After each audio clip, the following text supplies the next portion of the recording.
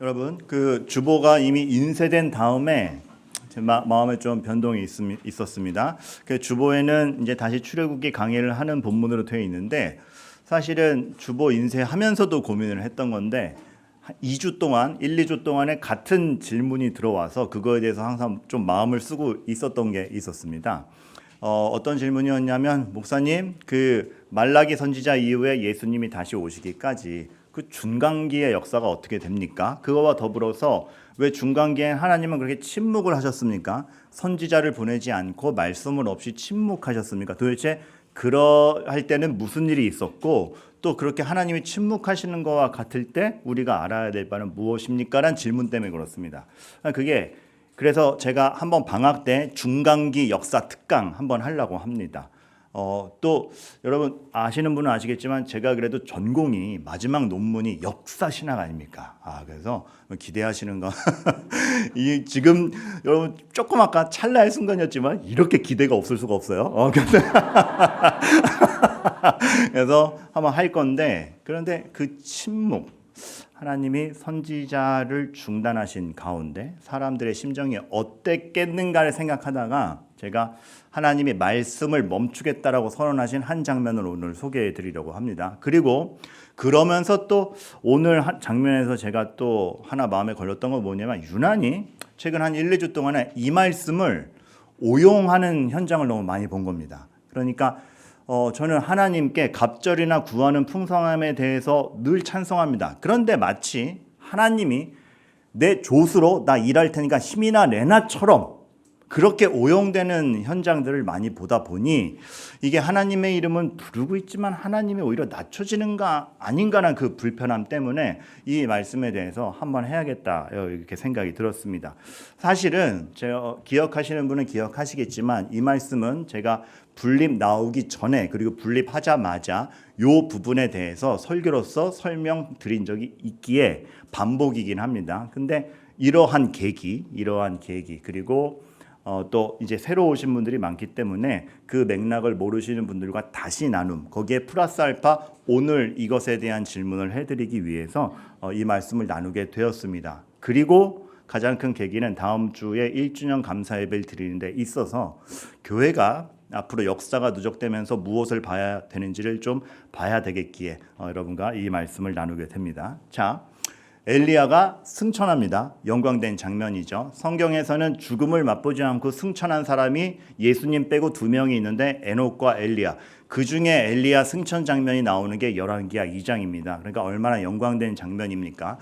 독특한 것은 엘리야가 그냥 짠 하고 승천하는 것이 아니라 지점을 몇 개 찍고 갑니다. 그리고 나중에 2장 1절부터 쭉 읽어보시면 알겠지만 그 찍는 지점마다 선지 학교가 있어서 영적으로 굉장히 위중한 곳을 찍고 있구나. 그냥 여기 들렸다 간 게 아니라 역사적 의미가 있는 곳들을 찍고 가는구나를 우리가 보게 됩니다. 그 네 지점이 어디냐 하면 길갈이라는 곳과 베델, 그리고 여리고, 요단입니다. 길갈로 출발해서 베델을 들렸다가 여리고 찍고 요단 가르고 그리고 다시 하늘로 승천을 하게 되죠. 이것이 참 의미가 있는 게 그냥 보면 선지 학교가 있는 장소를 찍고 가는구나 정도로 여기실 수 있겠지만 뒤집어 보면 여리고, 요단, 여리고, 베델, 길갈, 여러분 하나님이 이 가나안 땅에 처음 입성시킬 때 여호수아가 진격했던 경로입니다. 여호수아가 요단강을 가르고 여리고 전투를 하며 베델에 잠복했다가 아이성 전투를 승리하고 1차전이 끝난 다음에 최종적으로 집결했던 곳, 그리고 집결하기 이전에 다 같이 할례를 받았던 것이 길갈입니다. 굉장히 큰 역사적 의미가 있죠. 그래서 우리가 요단 생각하면 요단강이 말랐다, 갈라졌다, 굉장히 큰 의미입니다. 왜냐하면 홍해바다의 반복이기 때문에 그렇습니다. 지금 여호수아 때 요단강이 말랐던 건 2세대입니다. 홍해바다가 갈라지는 것을 못 본 2세대들이 주역입니다. 하나님은 보여주시는 것이죠. 무엇을? 세대가 바뀌었고 사람이 바뀌었고 시대가 바뀌었지만 내 마음은 여전하다. 너희의 아비세대가 애굽 땅 종되었던 곳에서 홍해바다를 가르고 나오며 그것이 영적으로 단체 세례받는 것과 마찬가지 의미였는데, 나는 시대가 상황이 사람이 바뀌었지만 너희들을 향한 나의 의지와 사랑은 똑같다. 한 번 더 갈라줄게 하면서 요단강 갈라주시는 겁니다. 그렇기 때문에 이 요단강이 갈라지면 하나님의 의지와 하나님의 구원이 얼마나 여전히 확정적인가, 하나님이 우리들을 얼마나 여전히 사랑하시는가에 대한 확증이라고 할 수 있겠습니다. 그렇게 가르고 들어간 여리고성 전투, 창과 칼로 이긴 전투가 아니죠. 나팔을 불어서 어떻게 이깁니까? 그런데 일부 예배 때도 실수했는데 자꾸 캉이 나와요. 창과 칼, 영화 많이 봐서 그래요. 아시는 분은 아실 거예요. 창과 칼을 쓰지 않고 이긴 전투입니다. 너희들의 승패가 어디에 있는가? 하나님이 함께 계심이, 물론 이 이후에 여러 진격을 하면서 칼창으로 싸웁니다. 그걸 면제시켜 주시는 건 아니에요. 하지만 그 처음에 분명하게 선언하시는 거죠. 앞으로의 전투에 무기를 몰수건 어찌되었건 너희들의 승패, 성패, 의미는 하나님과 함께 있느냐 아니냐가 중심이다를 상징적으로 보여주신 것이죠. 하나님의 임재, 하나님과 함께함이 중요하다. 그래서 베델에 잠복했다가 아이성 전투를 갈 때 졌던 것입니다. 왜요? 죄가 들어가잖아요. 하나님이 하지 말라 그런 것을 행한 자가 있잖아요. 그런 죄를 머금고 갈 때 똑같은 조건이고 오히려 성으로 볼 때는 아이성이 더 작은 성이었는데 집니다.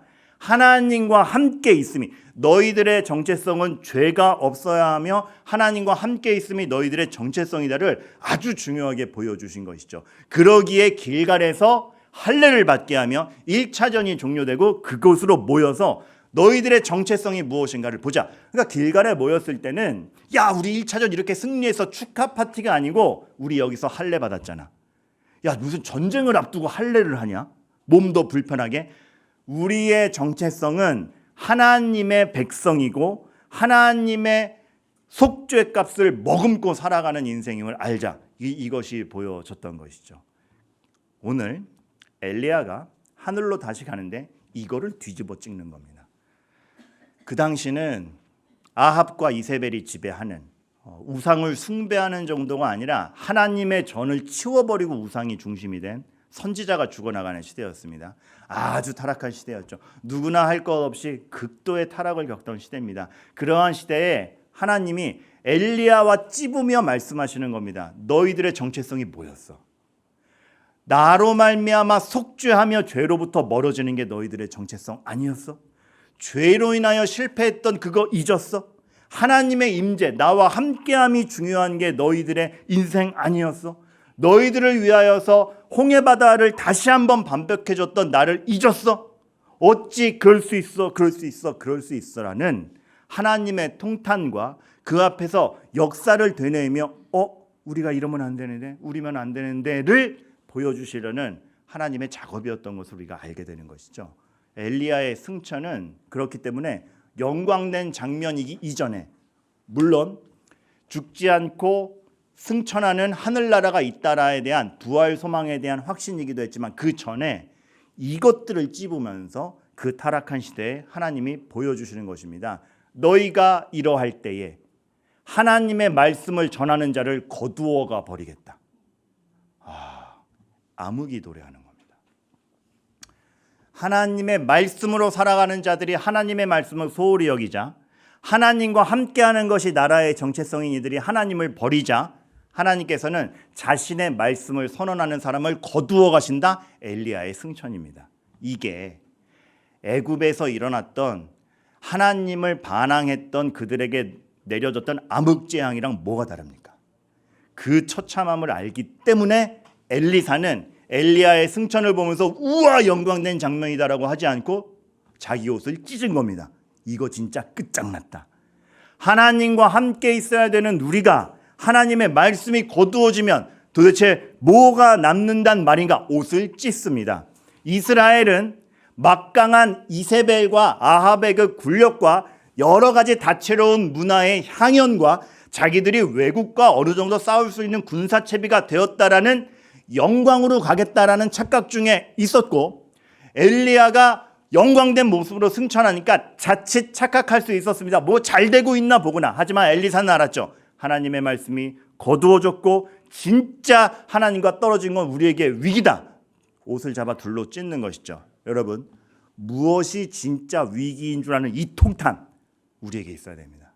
우리가 이제 1주년을 맞이했습니다. 너무 감사합니다. 그런데 우리도 모르지 않습니까? 2년이 되고 3년이 되고 10년이 되었을 때에 이것에 대해 무감각해지면 어떡하나? 우리 교회가 서는 것이 다른 외부 여건이 좋아져서가 아니라 하나님과 함께 있음으로 시작했고, 아까 우리 정원원 순장이 기도했듯이 건물 없이 시작했는데, 빌려 쓰는 처지로 시작했는데 그때부터 이미 교회였다라는 것은 그때 이미 하나님이 임재하셨다라는 것을 우리가 확신하며 갔던 건데, 그래서 우리들에겐 이미 한 교회됨이 있었지 않습니까? 그걸로 출발하였는데 교회의 그 중심과 위중함이 하나님의 임재 외에, 하나님의 함께하심 외에 다른 것이 우리를 대체하면 어떡하는가? 하나님과 멀어질 때 그것에 대해 통탄할 줄 아는 게 앞으로의 우리여야 됩니다. 우리는 이 시간 결심해야 됩니다. 우리가 행여나 이것에 무감각해지지 않을까? 오늘 말씀을 두고 우리가 앞으로를 생각해야 됩니다. 제자반 때도 말씀을 드렸고, 그리고 제자반을 준비하면서 옛날 어르신들의 그 녹음 테이프를 들으면서 제가 깜짝 놀랐던 것 중에 하나가 기도에 대한 위중함입니다. 기도는 하나님을 내가 붙잡고 있다라는 하나의 거대한 표상 중에 하나죠. 최근에 읽은 책 중에 한 20년간 쓰러져가는 교회들만 조사한 한 목사님이 있어요. 그 목사님이 한결같이 쓰러져가는 교회들의 특징을 봤을 때 이 얘기를 하는 겁니다. 그 교회들은 기도가 선택인 줄 안다는 것이죠. 기도가 선택인 거예요. 할 거 하고 남는 시간에 하는 게 기도인 겁니다. 기도 없이 바쁘면 나중에, 기도가 선택인 줄 아는 겁니다. 기도 없이 시작하는 하루는 상상도 할 수 없다. 왜요? 하나님 없이 시작하는 하루는 상상도 할 수 없다. 그만큼 하나님이 실감나며 하나님이 진짜 주인이고 내가 하나님을 의지해서 하는 삶이다에 대한 표상이 그 삶에 없는 건 기도가 선택인 줄 아는 것이죠. 기도가 소외되고 외면되는 겁니다. 제 신학교 초대 교장님이신 박윤선 목사님이라는, 여러분, 기도가 부족하면 전 기도가 좀 약해요가 아니라, 목사들한테 하는 강의였어요. 기도가 부족하면 전 기도가 좀 부족해요. 기도가 부족한 목사가 아니라 목사가 아니다. 그런 겁니다, 여러분. 엘리사는 그 부분이 확실했습니다. 무엇이 진짜 위기인 줄 아는 이 통탄, 하나님이 없으면 안 된다라는 그 절박함. 여러분, 우리 교회에 이 위중함이 항상 함께 있기를 간절히 바랍니다. 또 하나, 스스러져가는 교회들의 굉장히 큰 특징 중에 하나가 맞는 걸 줬지 않고 익숙한 걸 줬는다라는 것이죠. 바리새인이 그랬죠. 본인들에게 익숙한 것, 예수 그리스도가 와서 이것이 진리며 하나님의 뜻이고 구약에서 예언된 바다를 보여주는데 그것이 본인들에게 익숙치 않으니까 거절합니다. 그걸 보면서 그 이적이 본인들이 할 수 없는 거 알면서 줬지 않습니다. 사람은 익숙한 걸 줬지 맞는 걸 줬지 않습니다. 본능적으로. 그래서 우리는 사실 너무 감사한 건 아직 교회가 1년밖에 안 됐기 때문에 익숙할 겨를도 없었어요. 그죠? 그래서 우리는 이 함정에 빠지긴 아직 괜찮습니다. 하지만 저는 오늘 설교를 10년을 내다보고 합니다. 우리도 우리에게 익숙한 게 생겼을 때 이 말이 우리에게서 나오면 큰일 나는 겁니다. 그래서 하던 대로 해요. 안 됩니다. 하던 대로가 아니라 똑같은 걸 하더라도 왜 하는지, 그걸 우리 자녀들에게 왜 하는지 설명할 수 있는지, 이것이 여지껏 해왔지만 여전히 하나님 앞에 맞는 것인지, 맞는 걸 끊임없이 말씀 안에서 갖추어가는 우리, 하나님과 내가 함께 있는지를 다시 한번 체크하는 우리. 그래서 나에게 익숙하고 편한 것이 아니라 불편하더라도 감수하고 하나님께 맞는 걸 여전히 결단할 수 있는, 늘 하나님 앞에 새로워지는 우리인가를 보아가는 게 우리에게 너무 중요한 일입니다. 제가 이번 주 큐티하며 또 새벽 예배 설교하며 등골이 오싹하게 딱 서린 말씀 중에 하나는 거짓 증거하지 말라였습니다. 왜냐하면 여러분, 저는 거짓 증거하지 말라라는 계명이 하나님의 백성에게 준 것 중에서 내가 이웃을 어떻게 상대하느냐 관점에서만 보여지는 줄 알았습니다. 아닙니다. 그 거짓 증거가 자기 스스로에게 있을 수 있는 겁니다. 사탄이 스스로 속이는 자이듯 사탄이 하나님께 정반대편에서 아주 자기 확신을 가지고 가듯이 다윗이 살인과 간음을 해놓고선 그 범죄를 가리는 것에 확신 있게 갔듯이 자기의 힘을 다 쏟아 그거를 가릴 정도로 눈이 어두워지듯이 사람은 스스로에게 거짓 증거를 할 수 있고 자기 정당화를 해나가는 사람입니다. 언제? 하나님의 은혜를 갈구하지 않고 하나님의 임재를 맛보지 아니하며 본인에게 익숙한 것만 쫓을 때 우리는 능히 이렇게 됩니다. 그리고 사람의 자기 정당화란 진짜 교묘합니다. 기억도 왜곡하고 자기의 유익과 자기가 탐하는 걸 위해서는 어떤 것도 변형시킬 준비가 되어 있습니다. 그래서 금요일 새벽기도 때 민수기 때 이 말씀 제가 알려드리지 않았습니까? 모세에게 반항하는 이들이 주장하는 게 뭐였어요? 네가 우리를 젖과 꿀이 흐르는 땅에서 빼내서 여기서 죽이려느냐? 기가 막히죠. 그들이 말하는 젖과 꿀이 흐르는 땅이 어디입니까? 애굽 아닙니까? 애굽이 젖과 꿀이 흐르는 땅이었습니까?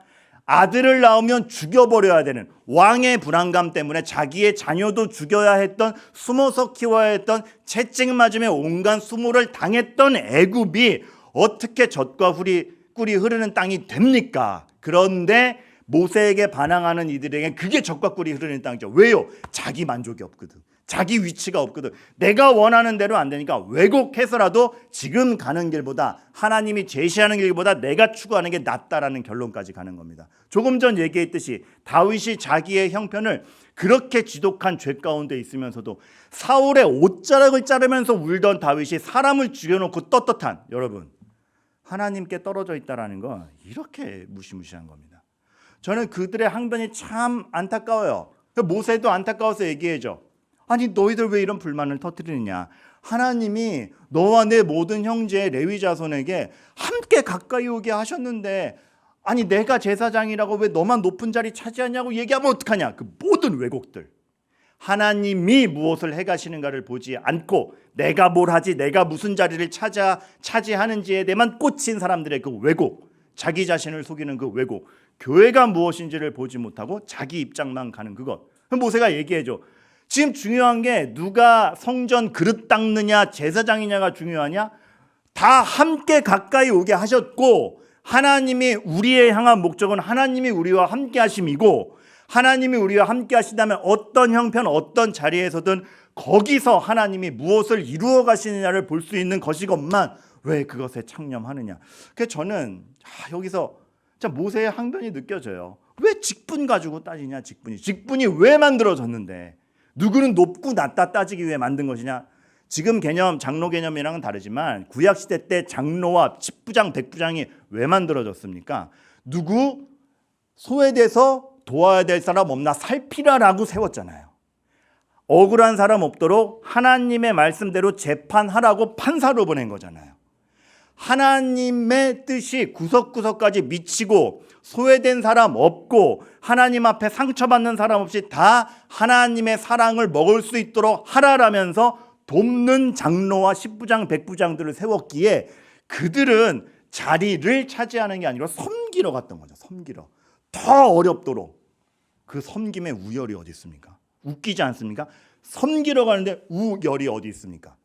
섬김으로 말미암은 하나님의 뜻의 펼쳐짐과 그걸로 말미암은 누구의 살아남만 있죠. 여러분, 그걸 못 볼 때, 하나님을 못 볼 때 진의를 못 보고 자신을 속여 자리를 탐하며 자기의 입장을 주장하며 자기의 불만을 쏟아놓게 되는 게 인간입니다. 제가 교회사 책을 읽다가 되게 마음에 박히는 말 중에 하나가 이거예요. 교회는 핍박해서 망한 적이 없다. 그렇죠? 교회는 건물이 없거나 핍박당해서 망한 적이 없습니다. 웃긴 건 교회가 잘 나가서 망한 적은 있죠. 지위 가지고 기득권 가지고 싸우다가 망한 적은 있죠. 이단이 들어오는 것도 정말 교묘한 게 교리로 들어오지 않아요. 일단 자기 편으로 끌어들인 다음에 교리 교육을 하죠. 쏙 넘어가게 하는데 많은 경우 교리 때문에 넘어가는 게 아니고 이걸 틈타서 옵니다. 우리가 하나님과 함께 있지 못한 그 미약한 부분, 모세가 고라당에게 가졌던 그 미약한 불만과 불확신을 틈타고 들어와서 거봐 아니잖아. 이 갈라놔요. 우리가 하나님 앞에 분명하고 하나님에 대한 사랑이 분명하고 복음을 전함이 분명하며 하나님이 지금 무엇을 하고 계신가에 대한 시야와 태도가 확실하다면 어떤 것도 틈탈 여력이 없지요. 근데 이스라엘에는 그것이 틈탔을 뿐만 아니라 그 아주 이스라엘 쪼개놨죠. 그러니 하나님께서 내 말씀하는 자를 거두어가며 거기에서 엘리사가 자기 옷을 찢고 하나님과 함께함이 임마누엘이 나라의 의미이고 구원의 의미인데 하나님의 말씀이 떠나면 우린 죽는 거 아닙니까? 옷을 둘러잡아 찢는 것이죠. 여러분, 이 절규, 우리가 앞으로 이 절규가 있어야 된다고 생각합니다. 어떤 외부적 여건의 부족함이 우리를 망하게 하지 않을 겁니다. 그런데 우리가 하나님과 함께 있지 못한 걸로 생기는 간극은 우리를 능히 망하게 할 수 있습니다. 우리가 하나님 앞에서 매일 자기 자신의 영혼을 체크하지 못하면 다윗만큼이나 당당하게 살았는데 누군가 이미 살인해놓고 당당함일 수도 있는 겁니다. 간담이 서늘하죠. 그것이 하나님 앞에서 우리가 일용할 양식을 말씀으로 먹어야 되는 이유의 하나이고 늘 우리의 지향점이 뭔가를 봐야 되는 것 중에 하나인 겁니다. 그런데 오늘 이렇게 자꾸 어둠의 얘기, 통탄의 얘기만 하면 여러분들 마음이 안 좋으시리라 생각해요. 엘리야가 그 옷을 찢는 것으로 비극으로 이 본문이 끝나지 않습니다. 감사한 건 엘리사는 이미 알았죠. 무엇이 문제인지를. 그래서 엘리야가 물어요. 엘리야가 나 이제 곧 떠나는데 이 시대 앞에서 너는 남을 건데 뭘 구하겠느냐. 거기서 엘리사가 이거를 구하죠. 엘리사가 이르되 당신의 성령이 하시는 역사가 갑절이나 내게 있기를 원한다. 자, 하나의 오해를 줄입니다. 2배의 능력 달라 맞습니다. 그만큼 위기니까 스승이 떠나고 자기만 남으니까 갑절을 달라는 것이 2배의 능력 달라는 거 맞고 저는 여러분들이 그러한 것에 대한 정말 하나님의 능력을 구하는 것에 대한 풍성한 강구하기를 바랍니다. 근데 더 본질적으로는 더 위중한 뜻이 있어요. 훨씬 깊고 훨씬 우리 마음을 심금을 울리는 뜻이 있어요. 무엇이냐? 엘리사가 여기서 이 갑절이라는 단어를 썼는데 그게 원래는 신명기 21장 17절에 나오는 단어요, 개념이에요. 어떤 뜻이길래? 신명기 21장 17절에 보면 미운 자식과 미움 안 받는 자식의 얘기가 나와요. 그러니까 그러면 안 되는데 현실을 반영해서 만든 비유이죠. 이게 부인이 둘이다 보니까 이게 가족 관계가 정상이겠습니까? 그래서 아들도 둘이 있는데 하나들은 미움받는 아들인 거예요, 상대적으로. 근데 그 미움받는 아들이 장자인 거예요. 그럼 여러분, 이스라엘의 그 당시 법으로선 장자에게 모든 걸 물려주는 거 아닙니까? 그 밉다고 안 물려줘도 돼요, 안 돼요? 안 되죠. 근데 오묘하겠죠. 그리고 본인이 미움받는 거 알면 그 장자는 이미 마음이 상해 있겠죠. 그런 상황에서 모세가 그러한 상황이더라도 우리는 어떻게 해야 되냐? 짠! 반드시 그 미움받는 자의 아들을 장자로 인정하여 자기 소유에서 그에게는 2몫을 줄 것이니 미움받았지만 여전히 장자다. 미움받고 있지만 하나님의 은혜가 흘러간다는 것에 대해서 의심을 품게 하지 마라. 그가 마음의 상처까지 씻을 수 있도록 원래 줄 것의 2배로 주어라. 그래서 그가 일어날 기력을 주고 그가 장자로서의 자부심을 느끼게 해줘라가 2몫인데 이 2몫이 지금 엘리사가 구한 갑절이랑 똑같은 단어입니다. 갑절이 내게 있게 하소서. 그저 2배 달라는 게 아니라 아합과 이세벨이 정말 나라를 싸그리 망해놓고 자기들은 잘 나간다고 하지만 하나님의 이름을 지워놓고 하나님의 보시기에 너무나 타락한 그 시대에 하나님의 말씀을 그토록 잘 전하던 엘리야라는 선지자도 데려가신 상황에서 엘리사가 묻는 겁니다. 저 미움받는 거 압니다. 미움받는 자녀인 거 압니다. 저 밉죠, 하나님. 근데요, 전 하나님 약속을 더 믿어요. 하나님, 우리 안 버릴 거죠. 미움받는 장자라도 2몫을 주어서 그 장자의 권리를 유지하셨는데, 은혜를 여전히 주셨는데 하나님 미우신 거 알아요. 하지만 그 2몫을 우리에게 주셔서 여전히 하나님의 자녀인 걸 확인시켜 주십시오. 갑절을 주셔서는 하나님 우리 안 버릴 거죠 라는 통탄 가운데 은혜를 갈구하는 겁니다. 하나님의 자녀임을 확신하면서 그랬더니 하나님 우리 안 버릴 거죠 라는 그 간절한 가운데 엘리야가 두고 간 그 옷조가리 잡고 요단강을 다시 치니 요단강이 어떻게 됩니까? 다시 갈리죠. 하나님이 뭐라 그러는 거예요? 하나님 우리 안 버릴 거죠. 하나님 우리 타락 때문에 하나님 분노하셨죠.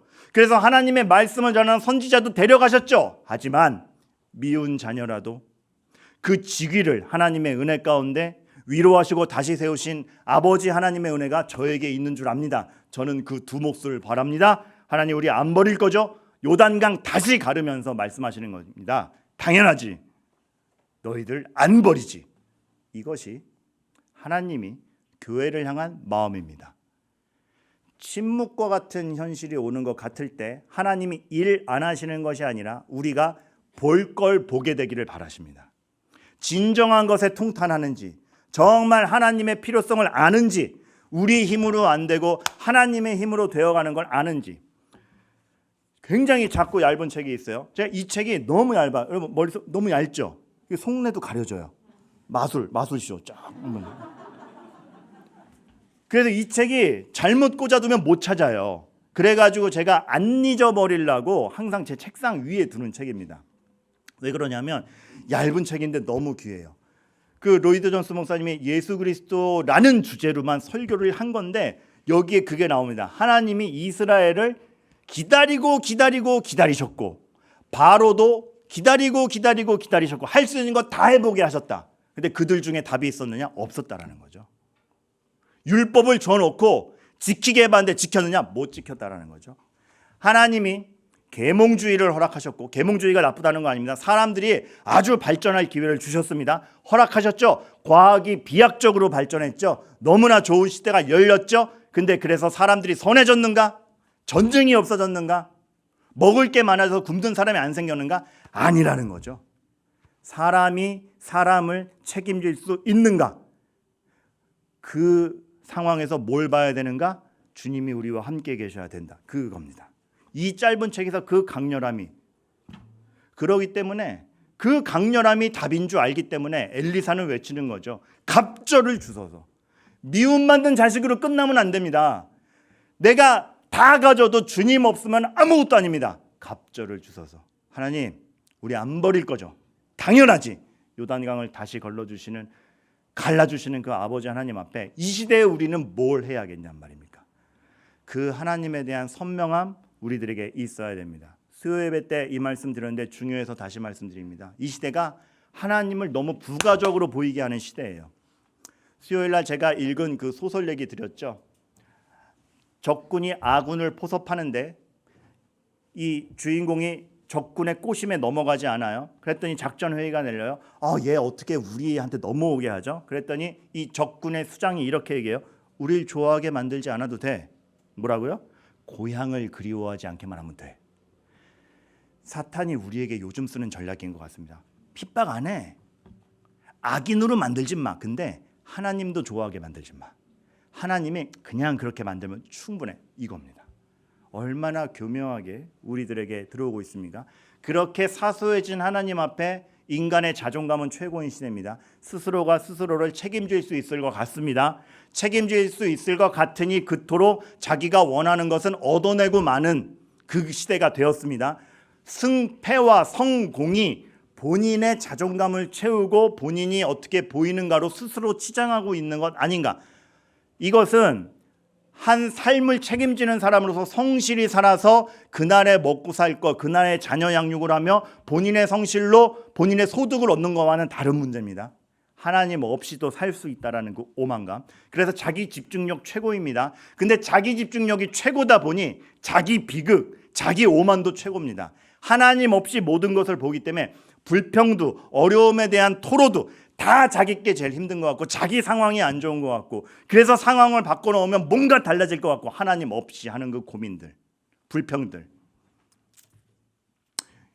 이렇게 예를 들어서 죄송한데 그 힘듦에 대해서 함께 공감 못한다는 의미가 아니라 저도 해보면 육아는 너무 힘들어요. 하지만 육아가 제일 힘들진 않아요. 근데 저는 지금도 육아하시는 분들 너무 격려해드리고 싶고 애 때문에 자기 개인 시간 못 가져서 예배 못 드리는 그 부모님들에게 지금 뭐라도 해드리고 싶은 마음은 간절합니다. 하지만 속지 말아야 될 게 그럼에도 불구하고 하나님의 역사하심을 알고 있는지 아니면 이게 뭐야 라고 자기를 가장 큰 비극인으로 몰아가고 있는지 하나님은 그거 원하지 않으십니다. 여러분을 돕는 손길이 있으며 그 인고의 시간이 여러분 인생에 의미가 있으며 하나님이 일하고 계심을 알 때에 우리는 단지 힘들지만 불평으로 결론할 수 없어야 하는 겁니다. 문득 그 예전 생각이 났어요. 제가 사역했던 교회 중에 한 곳에서 제가 문득 깨달은 거예요. 나중에 알았는데 저는 사례비를 받았는데 담임 목사님 사례비를 안 받고 있었던 거예요. 교회 행사를 하고 저 사례비 주느라고 본인은 안 받고 계셨던 거예요. 그러다 보니까 저도 막 할 수가 없는 거예요. 사실은 그때 교회에서 이렇게 막 집값이 막 오르니까 원래 전세로 들어갔는데 월세까지 붙어서 월세를 또 내야 되는 상황이 있었는데 그 월세를 교회에서 보조해 준다고 했는데 제가 못 받겠는 거예요. 이게 지금 담임 목사님 사례도 못 받고 있고 받고 있는 척하면서 안 받고 계신 담임 목사님 볼 때 월세까지 지원해 주지 못하겠는 거예요. 그래서 저도 교회는 지원하는 척하면서 저 나름대로 방법을 강구했죠. 그래가지고 예전에도 그런 비슷한 말씀 드린 것 같은데 다 본 책들 중고책을 팔기 시작했습니다. 중고책을 팔기 시작. 근데 그 파는 것도 그 알라딘 같은데 이렇게 가면은 좋은데 다 받아주질 않아요. 그 신학책은 되게 소외돼요. 그래서 이렇게 목사끼리 거래하면 좀 거래가 빠릅니다. 그래서 목사끼리 만든 커뮤니티가 있어요. 그래서 거기에 이 책 좋다 그 중고책 하나 파는 거 막 뼈가 찢어져요. 왜냐하면 저도 살 때 힘들게 산 거거든요. 그리고 귀한 자료 같은 거는 팔기 전에 어떻게 해야 돼요? 다 읽어야 돼요. 읽고 정리해 놓고 그 이제 팔라고 내놓는 거죠. 근데 이게 팔고 택배비 붙이고 뭐 하면 시간, 배달비, 돈 이만큼 팔았는데 10만 원일 것 같은데 뭐 4만 원. 어느 날 그 날이 기억이 나요. 우체국에 이제 산다 그런 사람이 있어서 이만큼 또 싸서 택배 붙이고 그 사람이 송금했어요. 4만 3천 원. 가격도 까먹지 않아요. 4만 3천 원. 근데 4만 3천 원. 그래서 이거라도 내가 좀 내 월세 내는데 보태거나 우리 교회 앞에 지나가는 애들 뭐 사줘야지. 교회 부담 주지 말아야지. 그러고 그걸 한 건데 그러고선 딱 나왔는데 그때 우체국이 되게 조그맸거든요. 그래서 주차 공간이 없네. 어디 세워요? 저 옆에 세워요. 옆에 세웠는데 나가는데 딱지 딱 4만 원. 남는 거 3천 원. 이게 뭘까? 제가 그때 그래서 그 딱지를 들고 멍하게 서 있었던 기억이 지금도 나요. 이게 뭔가? 근데 그 과정 중에 하나님이 주시는 위로는 이거였어요. 그때 고린도전서 15장 58절로 말미암아 저에게 주시는 말씀이 나중에 고린도전서 15장 58절 읽어보세요. 너희 수고가 헛되지 않으니라 말씀을 주시면서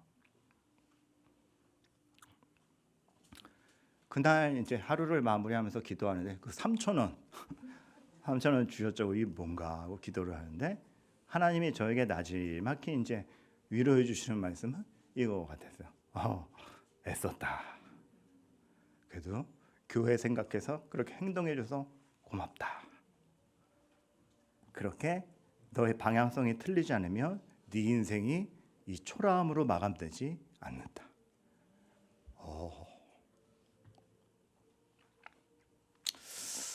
저는 제가 오만해질까 봐 제일 걱정입니다, 여러분.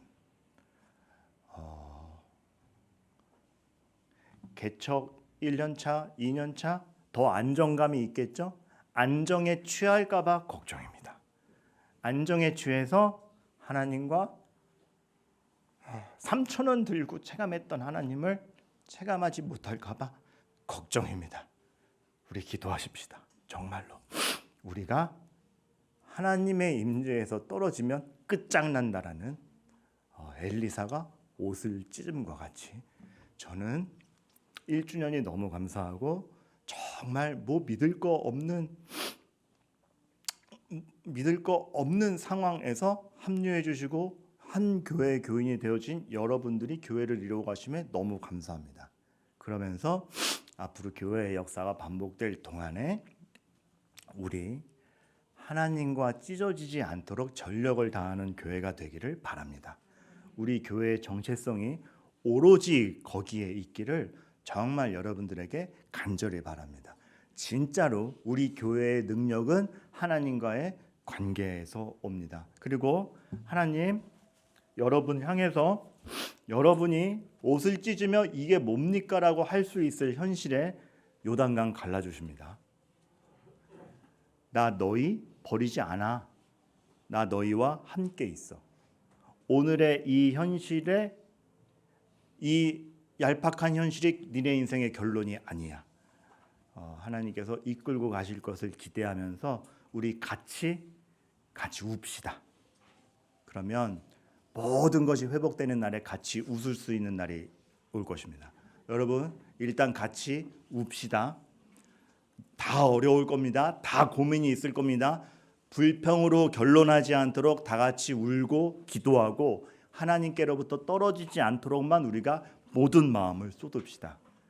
오늘 출애굽기 강해를 쉬면서 여러분께 드리는 엘리야를 통한 엘리사를 통한 하나님의 말씀입니다.